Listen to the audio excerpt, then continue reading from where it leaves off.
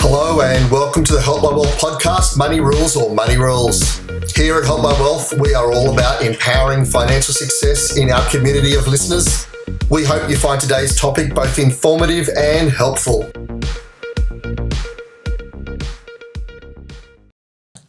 Hi and welcome back to the Help My Wealth podcast, Money Rules, Money Rules. I'm your host, Stephen Logan, and with me as always is Hamish Ferguson. Hamish, thank you for coming. Not a problem. And today we have our special guest is Matilda Barrass. Thank you for joining us. Thank you for having me. So Tilly, we've got a little bit of a different night tonight because, as we were talking about before, a lot of our guests have probably been a little bit older than yourself, all right? So, but we really thought that tonight it'd be great to have somebody that's got a little bit more youth that is actually closer to probably a lot of the people's age that we're actually talking to, and I've really enjoyed watching your career so far. So a little bit about Tilly. We met in 2019 towards the end of your double degree. Is that right? What were your majors again? I did business and finance. So I majored in innovation entrepreneurship and also finance was the major. Mm-hmm. Commerce was the other degree. Yep. And then towards the end of that, you came to us as an intern, finishing up your degree. You worked with us for probably only about 6 months. Is that right? Yes. Yeah. And then moved on with a graduate program with Commonwealth Bank. Correct. Yep. And currently you're working in their property development area. Is that right? Yes. So I'm a financial analyst and I specialise in property development and investment. Okay. And you've worked in a couple of different areas of the bank? Yes. On the graduate program, I did get to rotate around various different areas, which was amazing to see all the different areas and how large the bank is. You see it's large, but internally massive. So, look, we've started talking about this a little bit already, but I guess tell us a little bit about your financial journey so far, a little bit about your background, family, your relationship with money, possibly before you were at uni and leading into uni and into now. Yeah, so I think what I wanted to start by saying is I don't really know where it came from, but I always was very organised with my money, very in control of my money. I didn't really know as a child my parents' financial position or how they controlled their finances or anything like that. It was only later in my life as I delved into the financial world that I became aware of their situation. But they always made comment to how well I paid back anything that I'd borrowed. For example, bought a magazine or gone down to the shops, bought lollies. I was always very good at saving. It just kind of had that innate nature to save, and that has obviously evolved into my adult life as well. I also then bringing that into the school world, I guess, going back there. I was always quite good at maths. It just kind of was a strong point for me, and that obviously helped my interest in maths. Doing good at it, so you kind of want to keep going. But I was always frustrated as well in maths class how little they taught you about the world and the real world of finance. And I do remember one example that we did in class was how to buy your first car. So I find that a very worldly example and actually made sense in the real world once you get out of school, and I really appreciated that exercise, and I believe school should do that more, so that always frustrated me a bit, and as I did mention earlier, I can't really go on without recognising my privilege that was a topic at school, buying your first car, that I do have that privilege to have been able to borrow off my parents, even if it was a couple of dollars for a magazine. I do come from a privileged background, so I have to acknowledge that. But in saying that as well, carried on from having good control. I was good at saving, then into my teenage life and my adult life. I naturally sorted my money into the buckets that everybody talks about, and everybody gets that general advice, I would say, to go into buckets. I have the rainy day bucket, the savings bucket, the travel bucket, the everyday spend bucket. I naturally just had that. So that was good. And I always wanted to save, and I always wanted to check on my finances, see how they were going. And I always had big goals as well, which really helped with those buckets and to sort the buckets as well into goals. For example, travels, trips. I know we're speaking about house and different investments and everything like that. For me, it actually turned a little bit problematic with how intense I was with watching my money. I would check my accounts every day, and not that I was in a poor financial situation or stressed about the actual finances, but the amount I was overthinking it and overlooking into it became an issue, and that was picked up by someone quite close to me, and I started to chill a bit more. Okay. And so I feel like I'm in a very good place now where I consciously watch it. I'm always in control. I'm very aware, have those big goals and save for them, but it's not an overthinking pace anymore. I actually knew someone that had a diary, and they would carry it with them, and they would write down every single thing they spent. So if you're not doing that, no, then, not that far. if you're not going that far, then you're not too bad. Yes, not that far. I wanted to touch on one of the things you talked about at school, because that's something we've brought up here before, is that there's only so much that you can fit into the school curriculum, and it's quite hard. And when it comes to finances, they do the macro really well. Like you go and you do economics at school or whatever else, and it's about the government and about levers and how things change, and those sort of larger type things. But the actual how to balance your own books, how to save your own money, how to, buy a car, or to go and fill out a form for, a bank loan, or even to understand what all the little facets are of that, just doesn't really get touched, does it? Totally agree with that. And it was, like I said, a massive frustration for me, and understand there's curriculum that they need to abide by. But I definitely think across maths and many other subjects, I definitely think there could be a lot more worldly experience. And like you said, where do we even start? If you do want to start looking at a home loan or a car loan or anything, where do you even find those forms? They don't teach you. No, and you understand the concept of an interest rate, but how does it actually work? How can you calculate it? How do you do it? That I think people, it gets a bit far away from where they are, unless they have an actual interest in it themselves and they actually do their own research and study. And that's one of the things where Help My Wealth has come in, is that we're trying to provide that financial literacy, at that sort of level that the average Australian has missed and has to learn through life. Yes. So rather than learning through life, actually, get those basics and get them down pat. Yeah, absolutely. I would agree with that. School is a miss, and appreciate that there are podcasts out there that hopefully people are aware of that can help. I think my worldly knowledge started at university. As I said, I chose business and commerce, so very in the financial world. But it would be a lot slower for the people that don't choose those subjects, and there's many others out there. So the majority would be a lot slower at learning that financial literacy, which is crucial to get through life. So have you worked out where this discipline came from yet? When you look at your parents a little bit older now, do you go, oh, it's mum or it's dad? Or Dad's definitely, sorry mum, but dad is definitely the financial one. Mum will admit that. He is very good at accounts, but I never had that insight when I was living with them and when I was a child. So I really don't understand where it comes from. I guess I would have to say dad, so thanks, Dad. Yeah. But Look, it's true. Look, I've got children. I can say there's one in particular, for instance, who has savings accounts, and she'll say something like, "Oh, I don't have any money," and I'll be like, "Yeah, I know that's not true, because you've got a really good job and you're really good at saving," and she'll be like, "Oh, no, that's set aside." Like, okay, so it's set aside. It's not that you don't have money, it's that you know exactly where it is and what it's for and what it's going to be used for in the future. That's me at the moment. I'll probably embarrass myself, but I tell my friends that I'm pretending to be broke at the moment because my money's set aside, but I spell it BROQUE. So I'm broke. Very good, very good. I think you could start a trend with that. Yeah, maybe.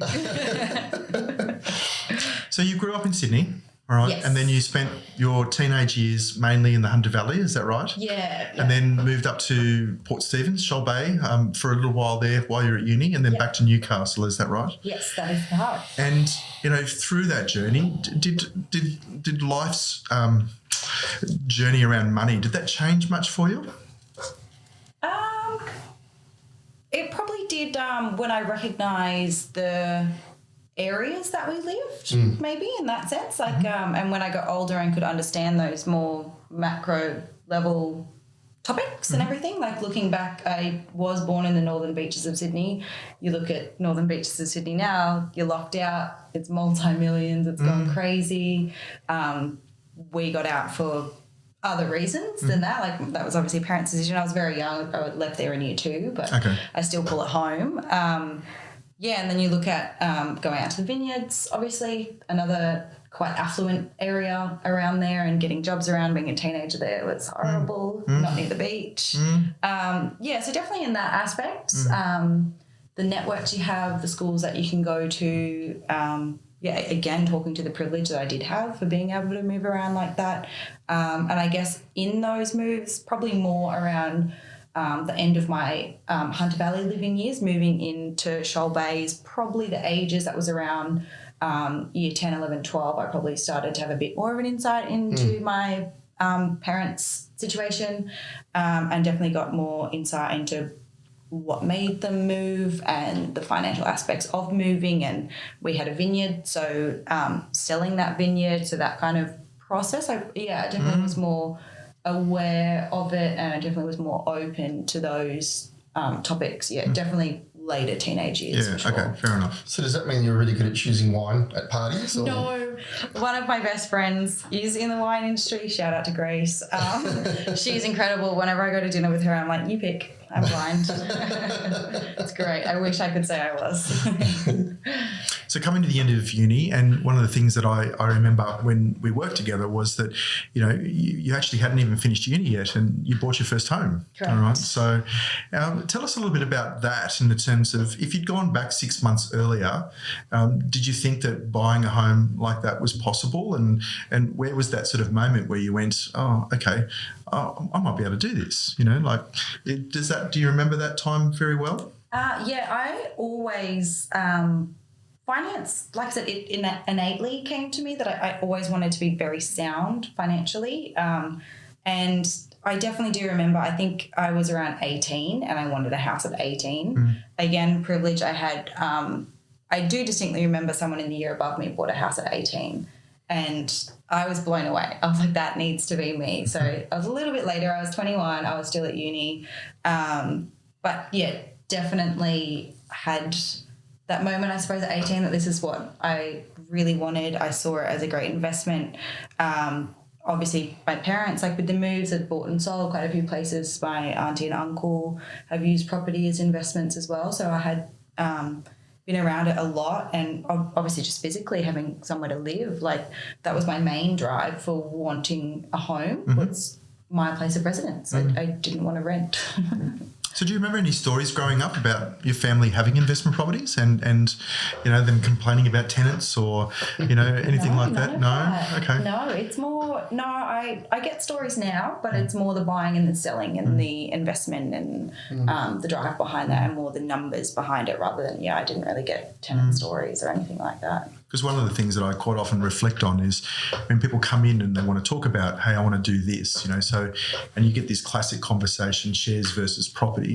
And then if somebody was to say, for example, shares, the more you dig in, the more they usually tell you that that's what they've been around all their life, or they've been around property all their life. So it becomes this natural decision that, I just need to follow what they did, So there's possibly a little bit in that there for you. I'd probably say that. And I feel like everyone definitely talks to the great Australian dream of having your own home. I feel like, and more physically, you drive around property all the time. You see other people's houses every day wherever you go. But shares is more that mythical world thing. I'm lucky enough to have both.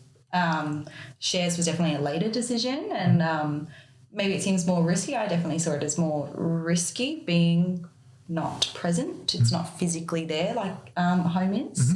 But definitely did grow up with more property than shares. I want to just touch back on what you said, because you sort of brushed over it a little bit, I think. And you're 21 years old and you've purchased your own home. And for listeners out there, you've mentioned a couple of times that you came from a privileged background, so it'd be easy for them to think that mum and dad helped you out. So I want to ask you, that question: did mum and dad help you out, or did you and your partner do it, yourselves? No, so we had no help from family, apart from obviously support in the research. But no financial, no financial support. We did do it all on our own, and I guess goes back to having those big dreams, big goals. big savings accounts, like having those dedicated. So what was the savings deposit accounts. you had to have by that age, at age 21, to be able to do this? Oh, I'm very good at finance, but memory, not so much. I'd say it close to 60,000, I'm thinking. Yep. So, you had to, sort of say that between the two of you. Yes. How did you achieve that, in that time between when you started working to when you were 21 at uni and doing all of that? I mean, I'm assuming you had a job? Yes, I had a job, yes. At the time I was working in hospitality, as most people do start. I think, again, going back to that innate nature, I always had a savings account. Yep. While I am here saying have goals for those savings account, I just always had a savings account. I'd always be putting money even if there wasn't a goal towards it.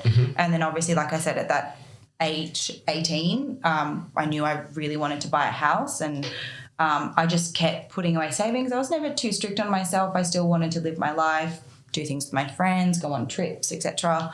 But yeah, definitely having the savings account, and then my partner at the time, ended up being a goal for the both of us, and that obviously helped a great deal having two incomes. Definitely, obviously, just helps a lot more. But yeah, just consistently savings, and like how we did discuss before the recording started, that you can do it all. Again, privilege, but I mentioned previously I did travel before within the 6 months before actually purchasing a home. So I moved abroad for 5 months, and at the start of that I did 3 weeks around Europe, which costs in the very expensive, almost $20,000 in 3 weeks. So there was a lot of savings, and there was a lot of buckets, like travel and then my moving abroad piece and then the house piece as well. So having those dedicated savings and making sure money was flowing in there. So what did your friends say to you? So obviously you've got other friends that are 21, 22, 20. All of a sudden you purchase a house, they're looking at their savings account, which has, got $400 or $500 in it if they're lucky. What was their comment to you? Did they sort of, not understand how you could have achieved that? Yep. Everyone was shocked in a good way, like not shocked like, oh, how could you do it? They were more, and I actually found it actually made me a little bit upset because a lot of people got very disappointed in themselves after seeing what me and my partner at the time had done together. And a lot of couples, we had a lot of couple friends that had been together in a similar time frame and everything, and they hadn't got that far yet. So it did make me a bit upset because people, were disappointed in themselves, but it gave them the hunger to want to go and do that. And now most of my friends that were around at that time have their own property or have purchased off the plan or house and land package. So it definitely drove the friends. Absolutely, yeah. And I think that's a key, and Hamish and I have talked about that before, is that once you know that it's possible, then all of a sudden you can achieve it. Absolutely. It's odd, isn't it? When I first sat down when I was young and the idea of buying a house, I sat down with a mortgage broker, happened to be Hamish. He was also young at that time. And he was very new in the game at that time. I think it might have even been your first year that you were doing mortgage broker for. Yeah. But to actually sit there and go, okay, there's going to be a bit of pain to achieve this. There's going to have to be a lot of sacrifice, a lot of extra shifts, a lot of extra work for both myself and my partner. But to actually go, oh, hang on, this is possible. And then it can be achieved. Yeah, I think touching on that, I probably should give credit to Hamish and the team, because I did go through Hamish and the team, and even I actually tell a lot of my friends that, like I said, since we bought, they had the hunger as well. Going to see a mortgage broker for that reason, even in itself, to show you are able to do this is incredible. And I don't know, some people, just have this perception that it's really hard, the banks are never going to accept me, or I'm not sure, but there's more option than the big four banks, and 100%. the mortgage broker can absolutely help tailor things to your scenario and find all the buffers that you need, or the grants that you're accessible for, certain income that you're allowed to include, not allowed to include. So the knowledge, we were talking about the knowledge before, having the knowledge to drive that really just unlocks it. And I think it is a scary step to actually ask for the help, to acknowledge, okay, this is a goal of mine. People get scared, I suppose, of big goals, but write it down or something. I think they're also a little bit embarrassed that someone's going to go, no. True. Not you. Is. You can't do. Sorry. Next. But like, you know, for instance, it's amazing how often you get someone like a mortgage broker or a professional in, and they say to you, right, get rid of that credit card. Can you increase your income by an extra, you know, between you $10,000 a year? So when it comes to this financial year, I want to see, you know, this amount of money. If you can do those two things, we can do this. Absolutely. And all of a sudden you're like, I can do that. That's possible. It's actually able to be done. Yeah, I like how you broke it down there as well. Like breaking it down is good. You look at the price of a house and people just go, oh, no, never. Yeah. But if you do break it down into you need to work an extra day, like if it's in hospitality, you need to pick up that overtime shift once a week. Yep.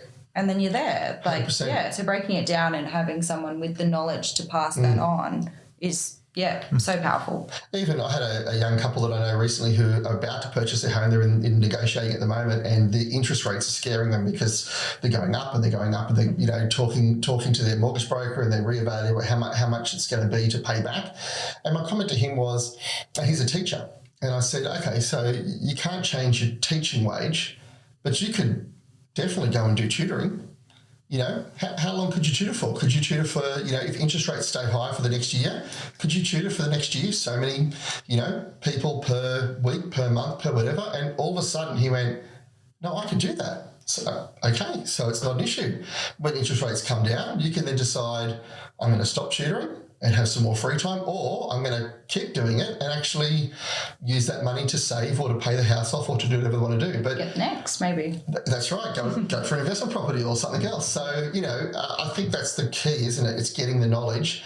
And for your friends, having you as an example, which I can see you shy away from almost as I say that. But having you as an example, you and your partner to go, okay, that's possible. I can do that. We can achieve that too. Yeah, absolutely. And I think on the point as well, I know we're speaking about interest rates before, people do get scared, but there's so many options out there as well. You might not be able to get your dream home as your first home. You might, see a mortgage broker and figure it out that maybe all you can do is get a investment property past Musselbrook or something, and like gets you in the game, and then you're in the equity game, pending the market going back up.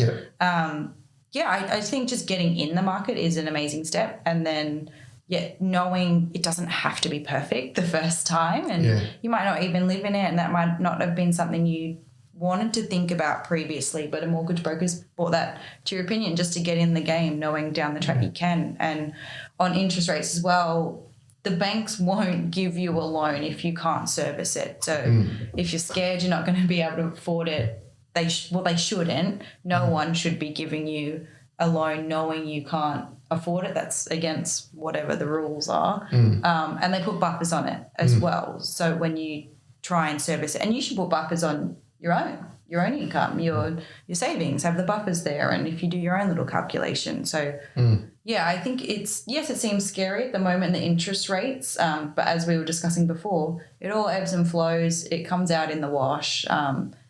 Definitely see someone with the knowledge that can make you comfortable with that. It is a big decision, but knowledge gives you power and comfort and leverage, I suppose. And if I go back and put on my, my property investor hat, I've had a couple now of people from Sydney who are younger, and they wanted to buy their house, and they were like, I can't afford to buy in Sydney, like anywhere in Sydney. Absolutely. Forget about going out west. I just can't buy in Sydney, And the more I try and save, the faster the houses are going up, and all of a sudden my savings is no longer even the deposit that I require.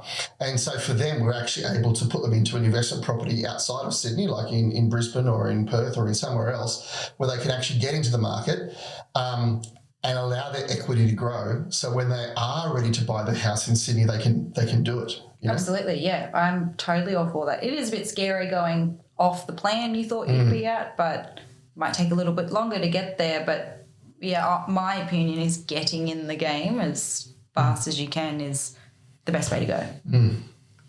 So I'm going to go off script a little bit here, Tilly. Okay. All right. So, during that time when you were at uni, trying to save, be disciplined, there must have been times though where you had to say no to things?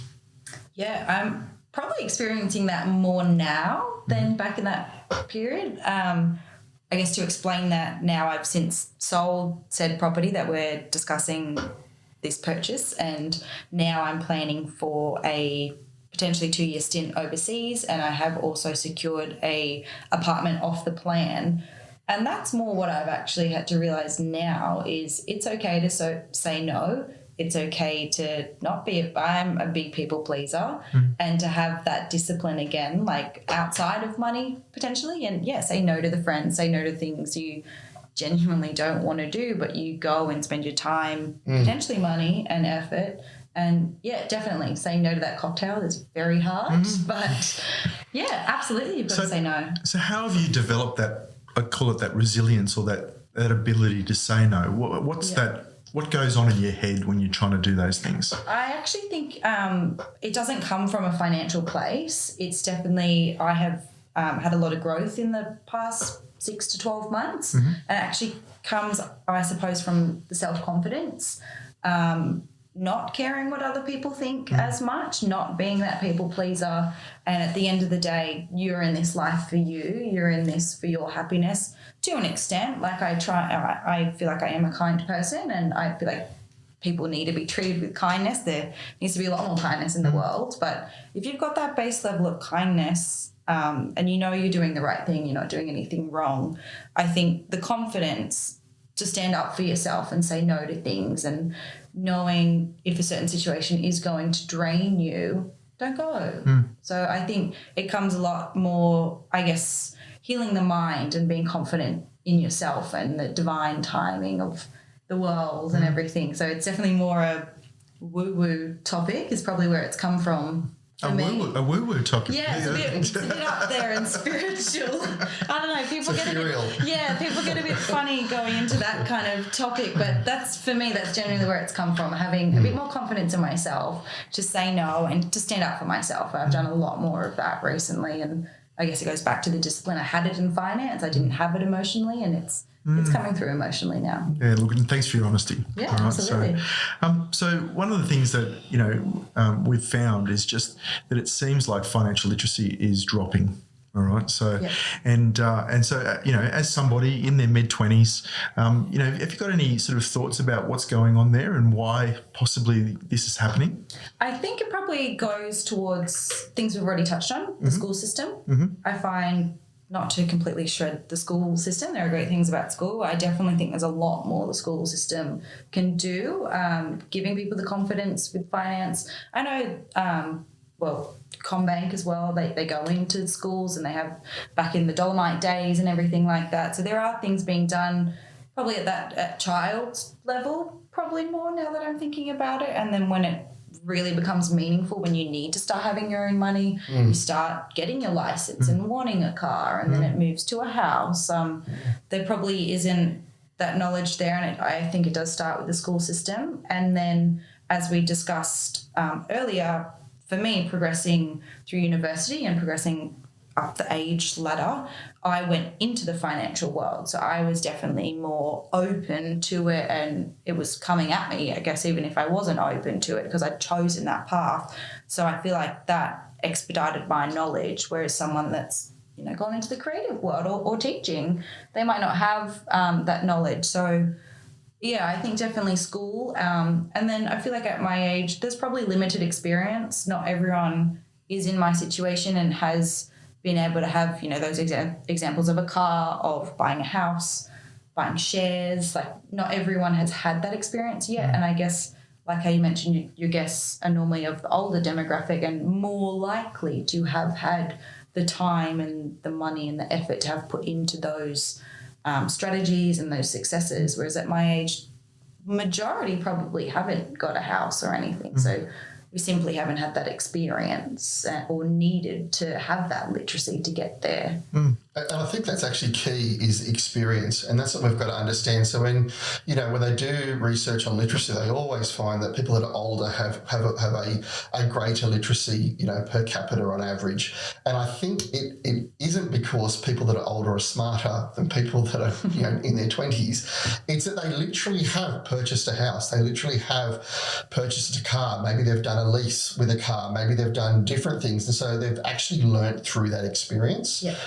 And that's the thing that's hard. You've got a choice now. You can either learn through experience and wait till you get to 50 and then have a good idea of some of these things, or you can actually get out there yourself and actually start to give yourself some knowledge, Yeah, I think it's also a little bit of that we're living in a world now which is very fast paced, and do you think, Hamish, that finances and the financial world is getting more complicated as we go on? So it's actually almost more important that you spend some time investing yourself in that.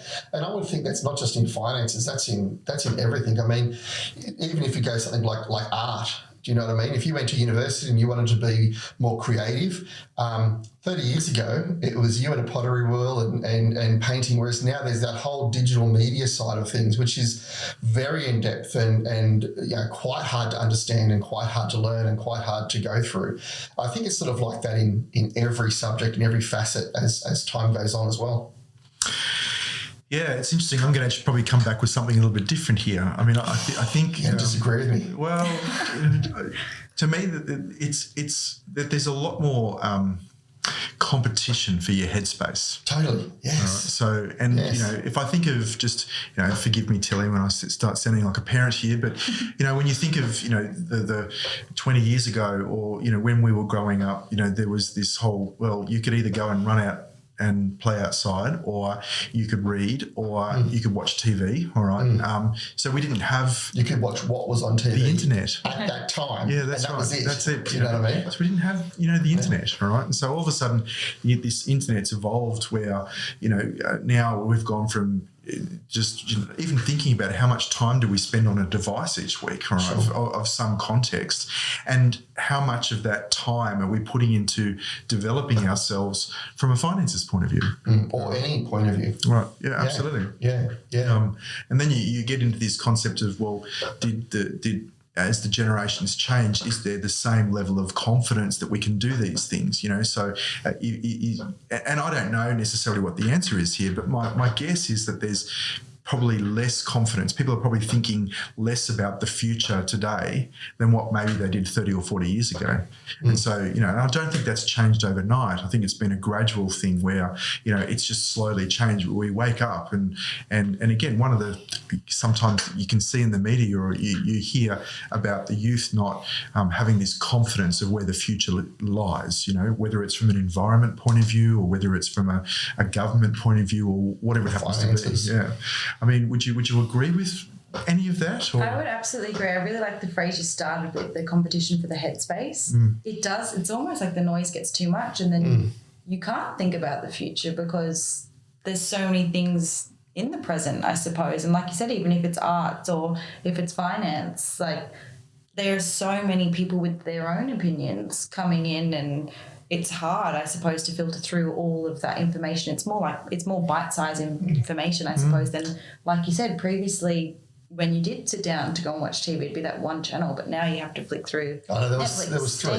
Three channels. But now you have to flick through so many services, and then there's TV shows and movies. Totally. There's too much. Yeah, it probably is that brain fog for being too much. Yeah, I would absolutely agree. I often say it's a bit like, I know COVID sort of, stopped this a little bit, but it's back in the day we had buffets, you go to a restaurant and there'd just be food everywhere and you could choose it. How often did you see someone standing there looking? Oh, that's me. Yeah, they're like, I just... Too much. I don't know which one am I going to go through first? I don't, they're all good. Definitely. And I think that's part of the issue, is that we just have this smorgasbord of information and none of it's really bad in its own... Absolutely. Thing.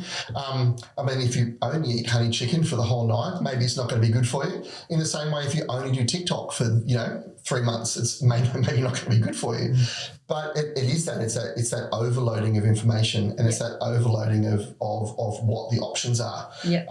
It's almost that paralysis type thing where you've just got too much information to be able to make a decision. Agree, and it's kind of hard to snap out of that, but definitely you need to snap out of that paralysis and be very intentful, because on the other end of that is, I think if you are very intentful in what you're looking for and what you are absorbing, podcasts like this can absolutely help you so much. So, and I guess even in that sense, there's so many people doing podcasts now. So you've just really got to be meaningful in who you're selecting and who you're listening to. And I am guilty of scrolling on TikTok, but you do need to just snap out and go, TikTok was made for me. I'm terrible. I'm so bad.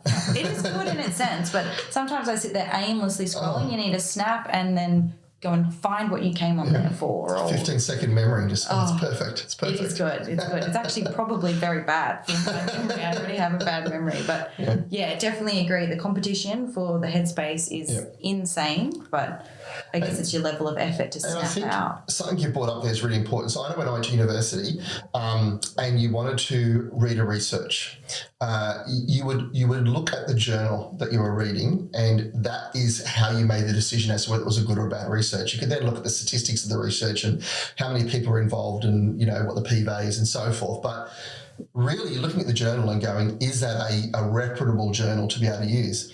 Whereas now, I remember my son came to me and goes, how do I know which information on the internet is good? It's true. Is reputable, is whatever, because, it is getting even harder and harder to go, is this a good podcast? Is this a good website? Is this information correct? Or is this guy just sprouting something that he just doesn't even know, and it just sounds really good because he's so excited about what he's talking about, and you get, caught up in the excitement, and before you know it, you've bought 4 toasters and you didn't even want a toaster. You know what I mean? Like, agree. It is really hard to do that. It's a whole new universe compared to 30 years ago. We had 3 channels: ride your bike outside, go for a run, or tease your sister. Like that. It's a very different environment, and I think that is part of it. Is we just have so much information now. You're right. You just have to snap out of it. Yeah. And I think that's one of the themes a little bit about tonight is it's interesting the way you talk, because so often people are looking for the fast, easy road to buying a house. Yep. Whereas you're saying, no, I saved.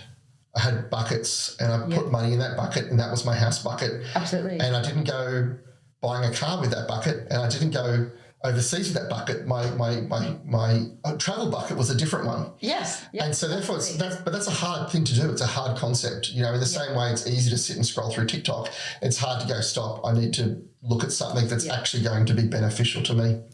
Definitely hard. Would absolutely agree with that. I guess it goes to everything, being really meaningful and potentially slowing down in this fast-paced environment and making sure your decisions are impactful where they need to be. So, so far in your long life, all right, so have you had any people that you've looked up to in the past? Like, where, if you've needed advice, where have you gone to?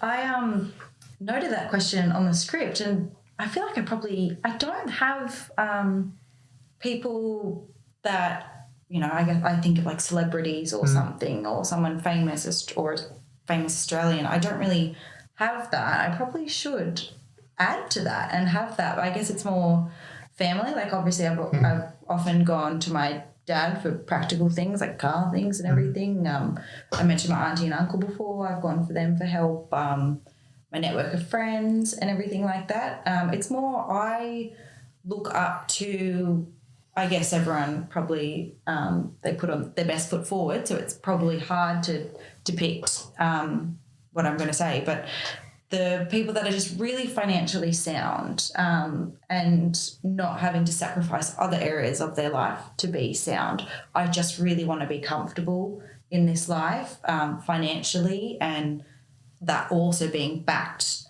physically, emotionally, mentally, everything. So that's what the people that, that are just really financially sound. I do like nice things and pretty things, so I want to have all those things. And I know I, in some sense, am quite material, but I'm proud of that I can strive for those, to have those big dreams and take on that. So it's more the place and the mindset rather than the person. So I'm going to go one step further here, all right? And that is, so you talked a little bit about the last 6 to 12 months and the growth that you've been on and, developing your own sense of confidence. So where did that come from? Where was your go-to to go on that journey where you sort of, obviously at a point you went, okay, I need to work on something here. Yeah. So was it friends, family? Yeah. Being very vulnerable. It was a breakup. Right. And that led me to be okay on my own again. I thought I am a very independent person, but it took that to make me realise I thought I was independent, but I really needed to look in and be comfortable within. And it did go, friends and family, of course, they were majorly there for support, but I sought external help from a psychologist. And again, I guess it goes to that, the power of knowledge piece. And I'm more than happy to talk about it because I think people do need to be more vulnerable, and I've even learned in myself to be more vulnerable. But the knowledge piece, you go to a mortgage broker because you need help with a home loan. You need help mentally or emotionally. Source that knowledge. You don't have to do it all yourself. You can absolutely source the knowledge. So it's definitely come from that. My psychologist has recommended books and just really learning about self-confidence and being happy within. So a lot of that's come from healing journey and confidence journey, and it's incredible. It's really good. Excellent. No, and look, I think that's the point that we're trying to also emphasise is that it's hard to do it on your own. And it's almost, I would almost go as far as saying it's wrong to try and do it on your own. Yeah, and I think how I just touched on my independence, I probably do try and do a lot on my own. And in this last 6 to 12 months, I have opened and touched into my vulnerable side and have sought help. It's okay to not be okay. It doesn't mean you're forever not okay. And absolutely, it's a good line. I think somebody should use it. I feel like I've heard that before.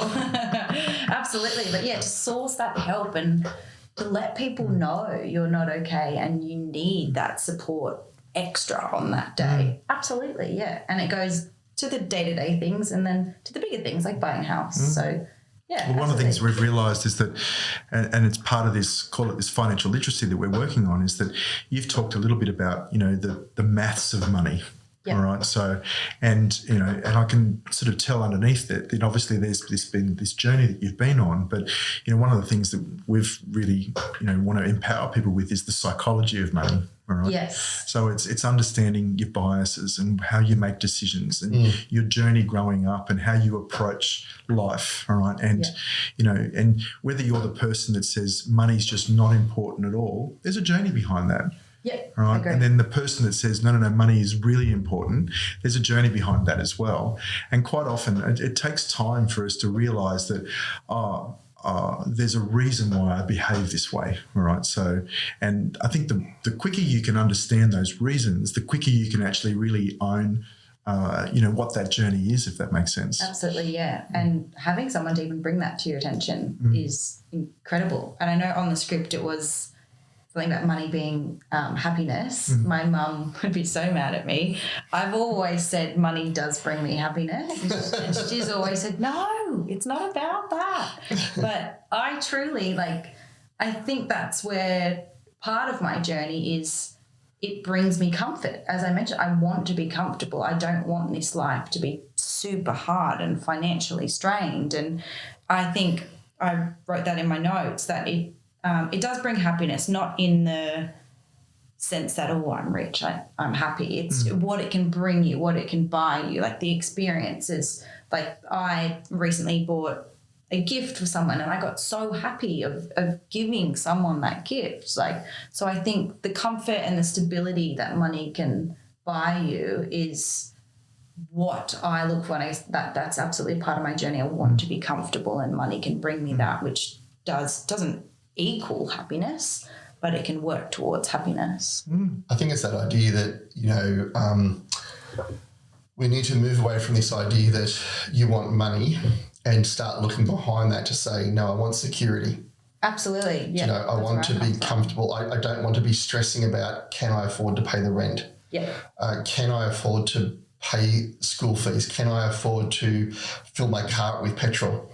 Can I afford, and that's what you're actually talking about. It's not about the dollars. It's actually about, do I feel happy and secure in where I am? And, I think that's about choices as well, making those hard decisions and saying, for instance, I'm really okay with the house that I have. I don't need to go and buy a house that's worth, $300,000 more. That's 4 meters closer to the beach.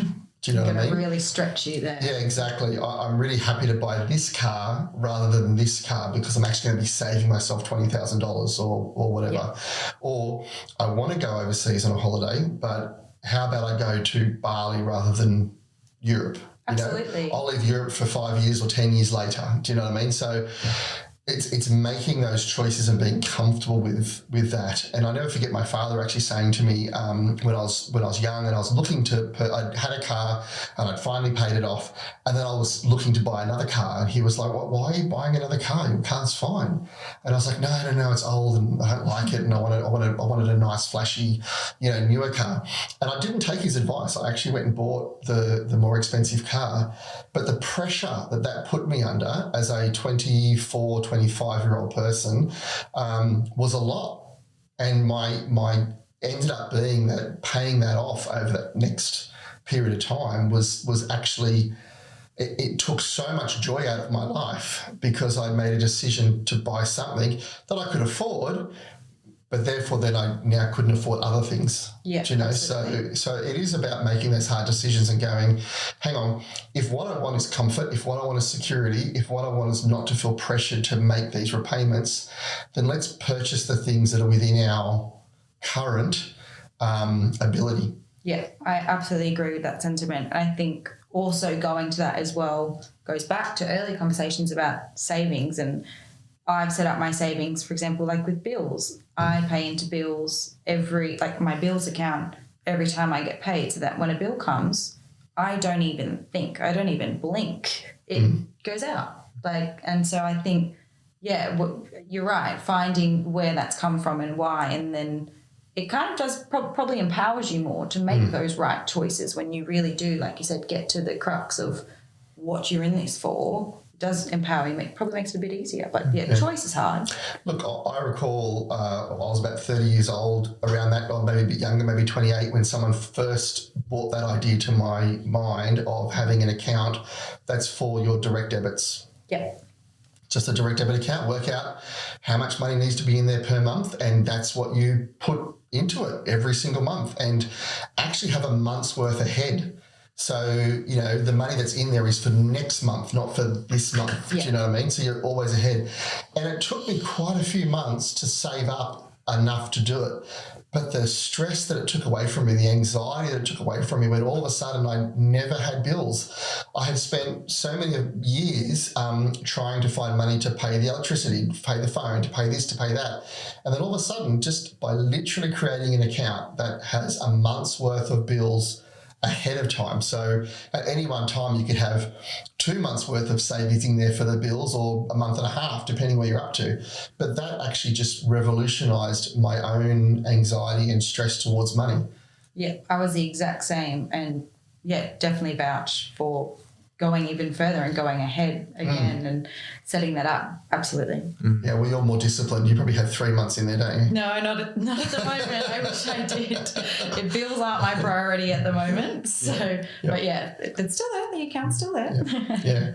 But even that whole thing of if you get paid weekly or fortnightly or monthly or however you get paid, if you've got a bill that is a yearly bill, having that money in there. So, a car is a great example. A car might cost you $2,000 a year for rego insurance and doing bits and pieces, so how much is that a month? Yeah, that's exactly what I do. Put it in. And it goes in there. And so when the car wheel blows up, you're like, oh, hang on, that's right here. Absolutely, yeah. And even regardless of the financial stress of it as well, the time, if you have to physically get a bill and then physically pay it, that's time. I don't have time to do that. So it's direct debited or like outsource the knowledge. If you don't know how to set up a direct debit, get someone to help you and teach you. But direct debit, I'm all for it. So one of the things around money, obviously, there's our expenses and how we manage things. All right. So, but then there's also, okay, how do we earn money and our career? So, again, I guess thinking about this question in the sense of, okay, so you've been on this career and you know, and obviously you're about to embark on a new journey overseas for a little while. But, you know, talk us through, I guess, your experiences so far, basically from a career point of view, how you found, you know, work so far and thinking about what that career looks like, you know, the next step, you know, some of the things that you've come across, but also I'm actually really interested to hear about that from your perspective as a young lady as well, in terms of how you see the world and maybe some of the challenges you've had. Yeah, I definitely think, so obviously, I guess, delving into how it all started was uni, and there was that one course, I forget the name, but you've said it's becoming compulsory now, which is amazing, to get real life experience. We'll call it an internship. So I obviously was privileged enough and grateful to have the internship here with Vision Property and Finance, and obviously that delved into the mortgage broking side as well. So that's where it started for me. That I give credits to that being my first corporate world experience. Oh gosh, corporate world. Yeah, literally. So it was great. Yeah, so it was great to start that way and start, I think, slowly as well with the internship. I think that helped and pushed you into it. And then obviously it ramped up. As you mentioned, I went to the graduate program with CBA and then took a full-time, well, the graduate program was full-time, but then secured a full-time position outside of the graduate program. I think the challenge for me, I guess, like you said, being a young lady in this world, not necessarily lady, just being young, I was always quite scared of the corporate world, and not scared of adults, but scared of having to always have your game face on and, you know, always be professional. And, you know, I try and always be professional and present well, but you really just realise the adult world is just a big kids world. Everyone's still out to have fun. You have so many laughs in the office. Like, some of my best friends at work are like 60. Like, it's incredible, and it's crazy to actually take a step back, well, at least for me in my office and the culture we have, to actually look at that and be like, wow, that's incredible. Like, you wouldn't, in your normal friend circle, have that much diversity in age, in all areas of diversity. Like, you wouldn't come across those walks of life in your normal friendship groups. So I think breaking down, like, yeah, I'm not sure I was scared, but definitely, I don't know, I had concerns about coming into the corporate world. I knew it was what I wanted to do. I was going to do it always, but it was scary. And I think breaking that down, and I want people out there to know that, like, with young listeners to know it's not scary. Take that leap. Like, you can have fun. Like, I have so many laughs at work, and it's incredible. So I guess that's that side of it. So have you had any times here, like, because what I think, and coming back a little bit to your comment about just earning that little bit of extra money, is one of those things is to sort of say, okay, so how do you get outside your comfort zone a little bit and, you know, talk to your boss about what that next role looks like? Yeah. Have you had to do that yet? I've had to, yes, yeah. Definitely, I think on that note as well, pay negotiation. I think that's a big thing.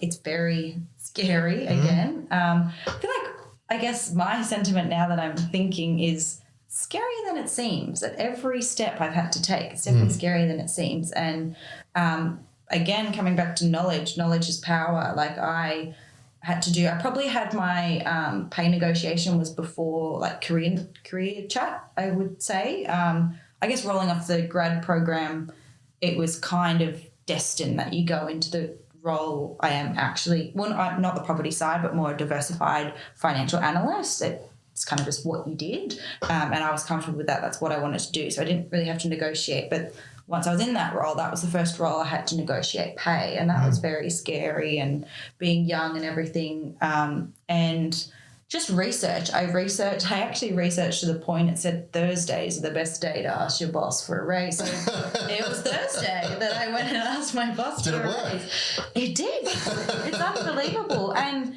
it's, it's negotiating that, obviously very difficult. And I think a few of times in this podcast I've said drink big, and I was like, there was a certain amount of pay that I was comfortable with, and there was a certain amount I obviously wasn't comfortable with, and the amount they offered me was like $2,000 lower than the amount that I would be comfortable with. And I was like, oh, it's pretty petty to go back and negotiate over $2,000. So my dad said, why don't you just step it up and ask for the next $10,000 block? And I was like, what if I got to lose? It could just be a no, or it could be, back to where I was semi-comfortable with. So I asked for the $10,000 more and I got it. So I think the dream big, have the confidence, back yourself with the knowledge as well to go on Thursdays and go for it. And I think, so that was pay. And then coming back to friends as well, like obviously we're all the friends that, my closest friends are all around my age demographic. And so we're all going through this together. And so I've passed that story on to friends, and it's empowered them to also go up to their boss and be like, hey, I want this too. And all your friends' bosses are listening to this right now going, we get it. Remember that Thursday? Here's the problem.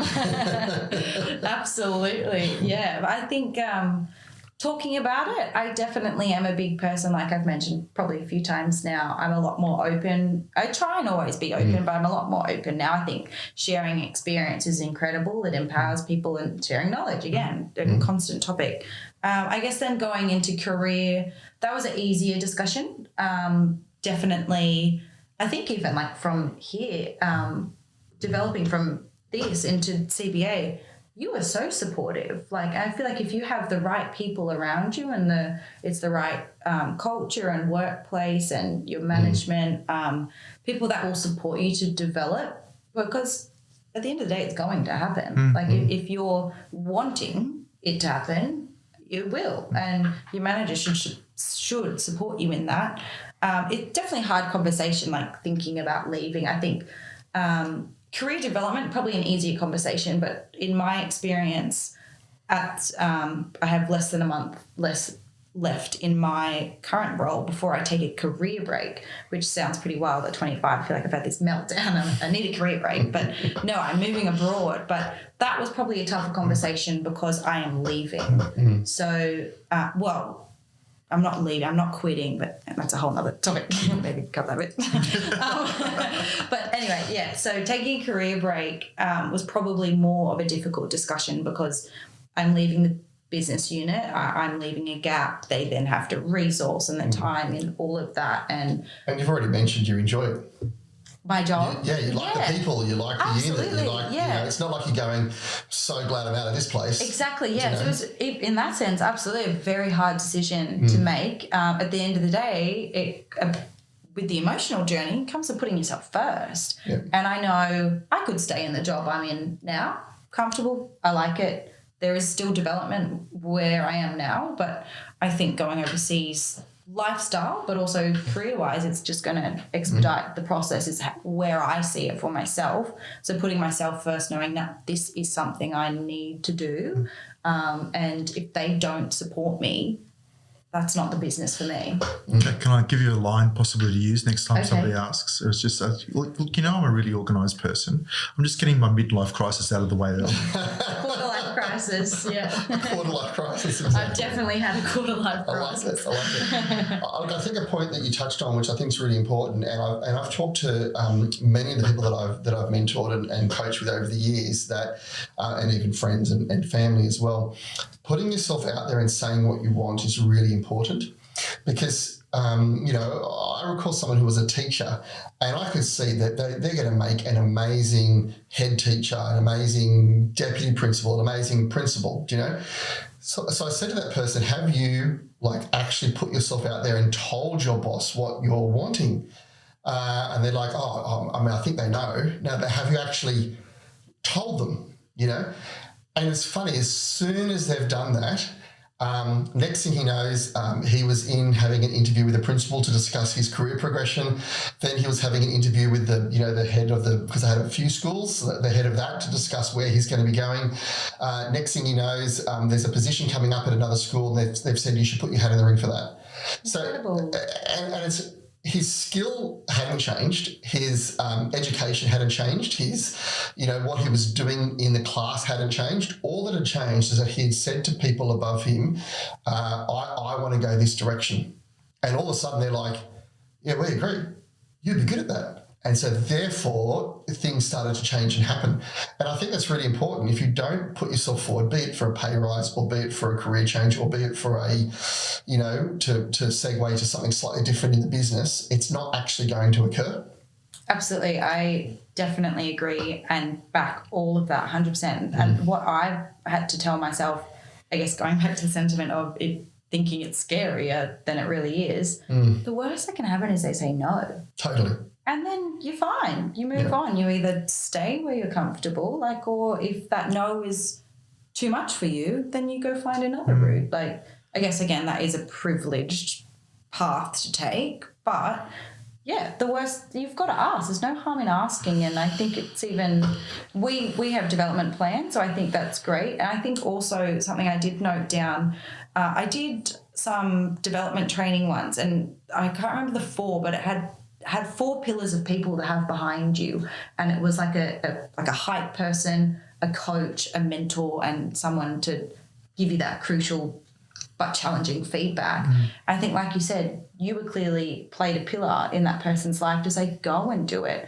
I think, again, going to that sentiment of you can't do it all alone, having someone in your corner is incredible and empowering, and they see things that you don't necessarily see in yourself. Because if you think of that example, I didn't change his skill level. I didn't change his knowledge. I didn't change what he was doing on a day-to-day basis at work. It was just that encouragement to go, no, you should do that. Yeah. That's a really good idea, and you should actually speak it out and then start moving that direction. Yeah. I also think for yourself in that situation, it's good kudos to you as well. You're paying that forward. You've helped someone in their life. That's incredible, and it feels really good for someone to recognise that without asking. For the person you've gone and helped, and then for you, you've done this great deed. I think both parties, it's amazing. Yeah. I think to add to that, though, because of course that's only half the scenarios, isn't it? 50% of people are going to be a natural move forward in that sort of role. There's probably 50% of people that have some sort of development that needs to happen before they're ready for that role. All right? So but that's important too, though, isn't it? Well, if you don't ask the question and you don't get the feedback, right, and then I guess it's up to you then whether you're prepared to go on that journey. Yeah. But the last thing you want, and speaking it from an employment point of view, I would say every employer should be wanting those conversations to happen. None of us like the whole, what happens if I have to say no? But if you've got people saying, hey, I believe I want to get to this next step, and whether that's about salary or responsibility or a combination of the two, having that ability to be able to go, well, actually, I can support you getting there, but this is what you need to embrace. All right. And that's part of that journey then. And I guess, that ability for people to go, well, okay, I can't just expect this to be put on a platter for me. I have to prove myself and demonstrate that value if I want to get that extra. It's going back to those hard choices, whether it's budgeting, whether it's, doing your career progression. It's the same thing. If we use that example, if he had have gone to, his head teacher or his principal and said, hey, I want to do this. And they said, actually, we don't see that you're right for that role at the moment. These are the things that you need to change. Well, then he's now got a choice. He can either go, I'm going to give up my dream of, becoming a head teacher, or he can go, right, I've got to change those 4 things. It's the same with purchasing a house that we discussed before. I want to purchase a house. You go to a mortgage broker. He says, well, you need to remove your credit card. That's got to be gone. Can't be on there at all. As in, not just reduce the debt, but get rid of it. You need to increase your income by 10 grand a year. You need to, do this. And again, you've got a choice. Either you do those things, or you decide that the dream of owning a home is not for you. It's the hard choices that we've got to actually make in life that actually create the movement. Yeah, and I think, the challenge we've got right now, so, obviously the time we're doing this podcast, unemployment's really low, right? So, and, one of the themes that comes out in the, call it what our ex-RBA person, Mr. Lowe, was doing and that sort of thing, was almost this theme that was saying, okay, I've got to drive interest rates high enough to create unemployment so that the wage increases stop. All right. So of course the interesting thing, okay, in 12 months' time, if I went for a salary increase today, I might get the 10 grand. All right. So, but if I go for the salary increase in 12 months' time, it might be a different environment, and I might have to fight harder for it and really ask the questions about what do I need to do to demonstrate that value. So the challenge becomes we can't expect it on a plate. All right, or not always. All right, so it's got to be that. Okay, what's fair and reasonable at this point in time? Does that make sense? Absolutely, yeah. I don't think it should be handed to you on a plate. I think people have got to work hard, absolutely, and find that, and you've got to be the right fit. Also, it's not just you've been here long enough. Here's a pay rise handed to you on a plate. No, I totally agree. And I don't think you would have got that 10 grand if you hadn't have proven yourself. Oh, God, no. Do you know what I mean? Like, as in the reason why they didn't come back to you and say, 1.5, is because they went back and went, no, actually, she's doing that level of work already. Absolutely. Do you know what I mean? Yeah. So therefore, let's give her a remuneration that is equivalent to what she's already doing. Yeah, absolutely. But look, on your point with Mr. Lowe, if he had have realised Tilly's point that Thursdays are the problem, he could have just stopped all Thursday conversations with bosses, and there'd be no more raises. Oh, that's my memo's going out tomorrow. I'm working from home on Thursdays now. Yeah. Someone's going to walk up to you on a Thursday and you're going to go, no. Don't talk to me. No, talk to me tomorrow, please. You have meetings on Wednesdays or Fridays. That's right, exactly. No, it's fair. No. So I guess, okay, so what I'm hearing from all of that, Tilly, is that, okay, so you've got to ask the questions, right? You've got to do your research. I think that's a big thing that came out of what you were saying, really. And I'm just, I think it might be a little bit weird for me to say I'm just a little bit tickled pink by, the comment of saying that you worked out Thursdays. I just think that's fantastic. Isn't it funny? That's right. So I like the fact she did a research to make sure that Thursdays was the day, and so I guess, am I missing any ingredients there in terms of what, those conversations around career and just being able to get in there that's important?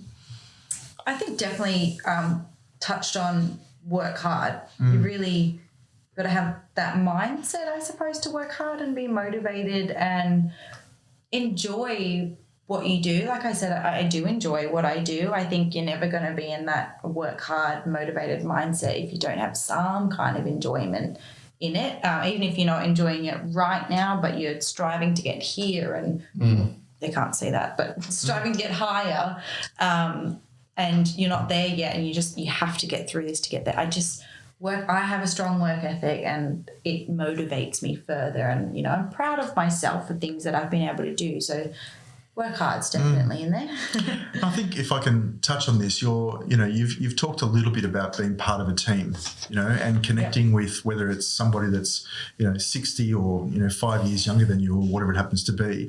I mean, I heard a great question that managers should ask their staff recently, and that is, what are you doing to build your internal network? So, in other words, develop relationships within the business. So, because it's that sense of if people are going to see that you are a valued part of a team, then that has to have value to the business, whether it's corporate world like Commonwealth Bank or at Vision Property and Finance or wherever you go. So do you see that in your workplace as well? Those that are sort of trying to build the team, and possibly there's one or two that you might go, okay, they haven't quite been able to connect yet, or they don't see that as important. Yeah, I definitely agree. I love that as a management question. I think that's great. And I love when managers are the one to actually, I think everybody should have their own development goals and plans, or however you'd like to put it, but a manager stepping in is incredible, and asking those questions, I think it's motivating. It's incredible to feel supported by a manager like that, and that they're intrigued by that. But definitely I have quite a large team. I sit in an office with quite a few people, and you definitely can pick out people, even in past roles and everything, that I feel like you do get there quicker if you do have those networks. And I think, let alone financial skills, like if we're talking about the financial world, whatever that word is, personable skills is interpersonal skills. That's it. is incredible. Like knowing how to talk to people. Like I said, one of my best friends is like a 60-year-old, and being able to like engage with all the different people in the office. I think, especially maybe if you have leadership in your mind to potentially go to leadership one day, having those skills is incredible. And that's also what I've learned, I suppose, in this world, especially when I did the graduate program. No matter how busy someone is or how high up the ranks or important they are, everyone is willing to chat with you. And I was told, you have a grad badge, everyone will talk to you. So I was expecting the day that grad badge dropped off, oh, no one has time for me. Absolutely not. There's so many people that will talk to you, even people that you don't know and you want to connect with through LinkedIn or something. People always have time to talk to you if you are asking those intent, like you're being intent with what you're asking and why you're using their time. I think building your network internally, incredible. Externally, also incredible. And having those people to look up to, like for your short, medium, long-term goals, absolutely, it's very powerful. So, Steve, I'm going to hand over to you because you like this last question, right? So, Tilly, we ask everyone that comes onto the show, what would you tell your 18-year-old self? Now, if we have someone in here who's 50, that's an interesting question to ask. But your 18-year-old self was only, 7 years ago? Yeah, not long ago. So what would you tell her?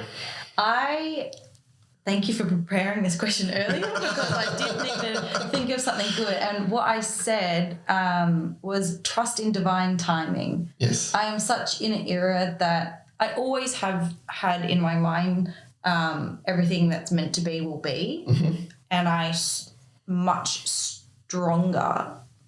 more strongly believe in that now. Sometimes it is hard to believe. And again, it's a privileged perspective. But you got to get into the habit of telling yourself that. And like I said, my money kind of became a bit problematic when I was overthinking it. And that gives you a little insight into my life about anxiety and going over things a lot. Sometimes you've just got to take it back and trust in the process, trust in the divine timing. And it alleviates a lot of the stress and anxiety in finances as well, but in life. So would you just tell her to chill out? Is that what you're saying? Chill out. Absolutely. I needed Stop chill stressing out all and the chill time. out. Yeah, I tell myself to chill out all the time. You need to write that look on your mirror. I actually have a tattoo that says today, so it reminds me to be present. I thought you were going to say you had a tattoo that said chill out. I was going to be like, no. That'll be the next one. Okay, and the next question we do like to ask people is, if you were going to write a book, what would the title be? And what would it be about? I don't know what the title would be. I'm not creative enough to figure that out yet, but it would definitely be helping people with their financial literacy. Yep. That's my main goal with being in finance, which is incredible that it aligns with your purpose as well. I just want to help people. There's so many people that just don't understand the very basics. And I think, like I said, money and finances are not your happiness. It isn't, but it can bring you happiness. It can bring you security and stability and joy. So, yeah, financial literacy just at the most foundational level is what I would write about and hope. How about if the title was like, chill out and build wealth? Yeah, done. Let's write a book. We'll have you back in at 27. You'll be like, I'm also an author now. Yeah, add that to the resume. Yeah. Well, thank you so much for coming and talking to us today. I know that Hamish and I have really enjoyed the conversation and have really appreciated your input and insight into life, the universe and everything. Absolutely. So, thank you for coming. Thank you both. I've enjoyed my time. Yep. Great. Well, look, thank you so much for joining us today. And Help My Wealth, Money Rules podcast is all about empowering your financial journey. And today we've done that with Matilda Barrass. I hope you enjoyed the conversation as much as Hamish and I have. And we'll see you next time on our next podcast. And thank you so much for coming. Bye. See you later. The information discussed by the Help My Wealth and the Money Rules podcast is for education and entertainment purposes only and is general in nature, and it is not advice. It is not intended as a substitute for professional finance, legal or tax advice. It is aimed to provide a general understanding of each topic and should not be relied upon to make an investment or financial decision. It is strongly suggested that you seek professional advice regarding your own individual circumstances before making a financial decision.